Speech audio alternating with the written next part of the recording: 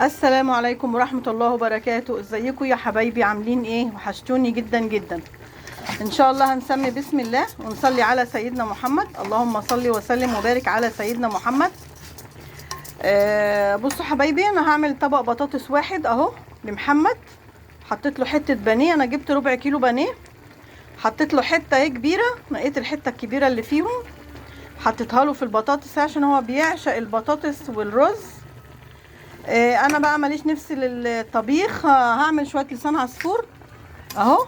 حطيت معلقه زبده، انا بحبش فيه الدسم كتير. هحمر شويه اللسان العصفور واحط واقطع فيه البانيه قطع صغيره، يا اما شرايح كده وخلاص. هي ده عشايا النهارده وده عشا محمد. احنا عندنا رز من امبارح، انا لما باجي احط له رز ما بسخنوش لان الرز لما بيتسخن بيبقى مسمم. بحط له البطاطس سخنه وبحط الرز بارد.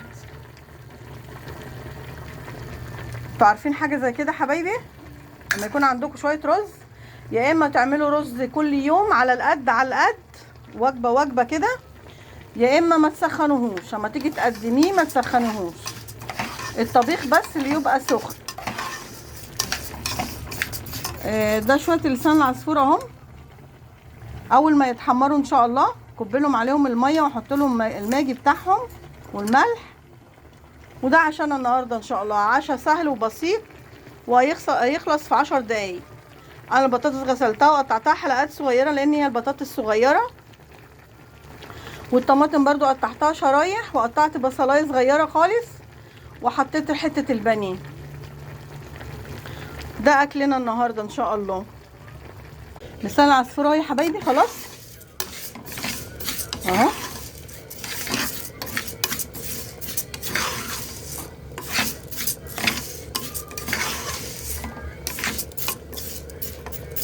اهو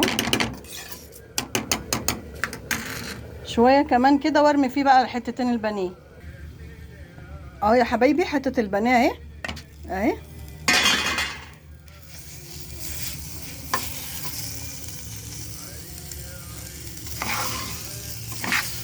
تتشوح شويه كده في لسان العصفور ماشي، واحط ميتها بقى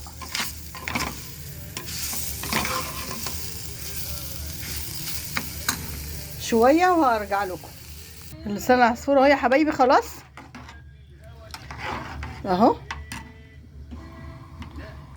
حطيت نص معلقه فلفل اسمر صغيره، وحطيت نص معلقه كمون ونص معلقه ملح، وحطيت واحده ماجي. هنسيبهم بقى يستووا في بعض. وده عشايا النهارده. والبطاطس اللي انتوا شفتوها دي دخلتها الفرن، اما اطلعها من الفرن هوريها لكم. فاصل ونواصل حبايبي. البطاطس اهي اهي، دي احمرت من الوش ده والوش ده. حته البانيه اهي اهي احمرت، بقت جميله اهي زي البطاطس. وده لسان العصفور اهو اهو.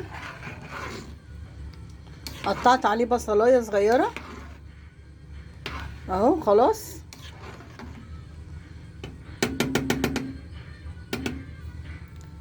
خلاص كده الاكل استوى. خلاص اكلنا اهو النهارده ده عشانا. لو عجبكم العشاء ده ما تنسونيش في اللايك والاشتراك. سلام عليكم حبايبي.